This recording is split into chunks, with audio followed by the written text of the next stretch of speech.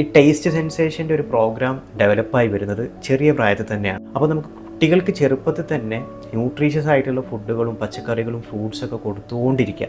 അവർക്ക് ഇഷ്ടമല്ലെങ്കിലും കുറേശ്ശെ അവർക്ക് ഇഷ്ടമുള്ള ഭക്ഷണത്തിൻ്റെ കൂടെ കൊടുത്തുകൊണ്ട് നമുക്കിതിലേക്ക് കൺവേർട്ട് ചെയ്ത് കൊണ്ടുവരാൻ പറ്റും. ഫുഡിനകത്ത് ന്യൂട്രീഷൻ എന്നുള്ളത് മാത്രമല്ല ഇമ്പോർട്ടൻറ്റ്.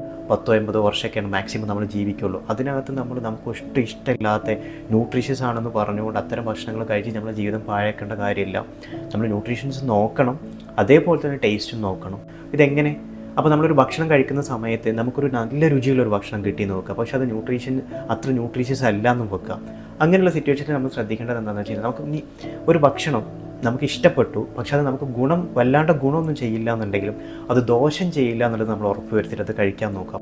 അപ്പോൾ ന്യൂട്രീഷനും ഇമ്പോർട്ടൻ്റ് ആണ്, നല്ല രുചിയുള്ള ഭക്ഷണം കഴിക്കുക എന്നുള്ളതും ഇമ്പോർട്ടൻ്റ് ആണ്. അപ്പോൾ രണ്ടും ഒരു ബാലൻസ് രീതിയിൽ പോകുന്നതാണ് ഏറ്റവും നല്ലത്. വളരെ എക്സ്ട്രീം ആയിട്ടുള്ളൊരു ഡയറ്റിലേക്കൊന്നും എല്ലാ ആളുകളും